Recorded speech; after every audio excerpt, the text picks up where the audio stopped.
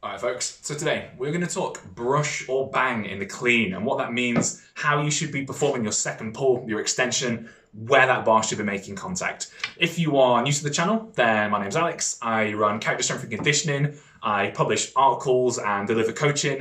I try to draw on my knowledge as a professional strength and conditioning coach, my work as a tutoring educator for British weightlifting, and I try to take what I've learned there, take my professional practice and give it to you guys so that you've got useful, reliable, high quality information. I also try to do it in my basic garage gym like this so that you know you don't require super fancy kit, super fancy stuff, that you can just do it even in a basic garage gym. It's just about high quality, evidence-based information applied properly. So brush versus bang, let's jump into it.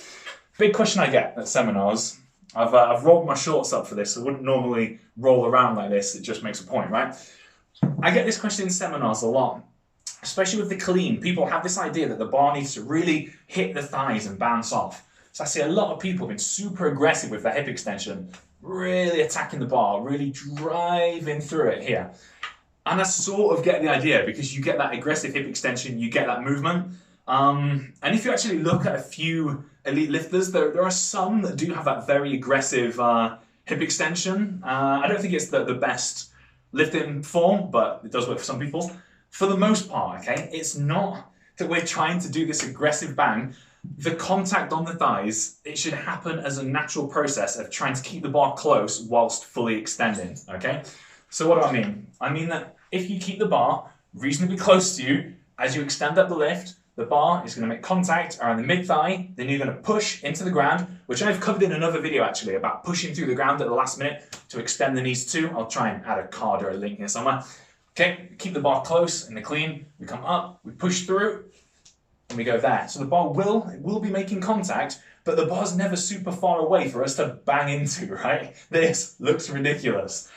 We go up, we extend, and we go there. If the bar is a tiny bit away, you might have a little bit of a bang. If you have a build or an anatomy whereby you are quite far over the bar, have quite a long torso, you're gonna end up quite aggressive, but it's not going to be this huge bang away from the body, okay?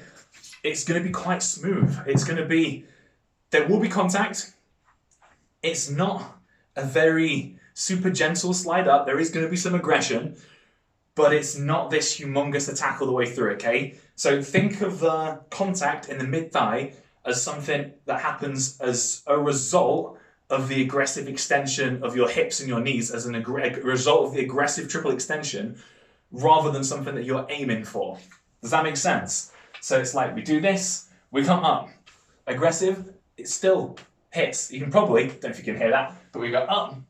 You can still hear the sound, maybe through this camera, but there should still be a sound of it hitting. There's still going to be a bang-like feel, a contact in the mid-thigh, but we're not aiming for that. It is a byproduct. It's a product of us performing the lift correctly with proper extension at the hips and the knees. So I hope that makes sense. I hope that clears stuff up a little bit, because I think when people end up chasing it, it pulls their balance forwards. It ends up pulling their clean forwards, pulling them out of position. Just makes the lift look a little bit ugly. We don't want that, okay? We don't want to be pulled out of position. We don't want to be missing lifts for silly reason. So I hope that makes a bit of sense for you guys today.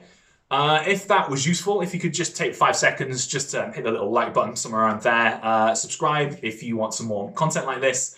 And if there's anything else, any other like technical points, exercises that you'd like me to cover, just let me know down in the comments below and I'll make a real effort over the next couple of weeks to get them answered and to upload similar videos like this. That is all for today and I will catch you in the next one. See you later.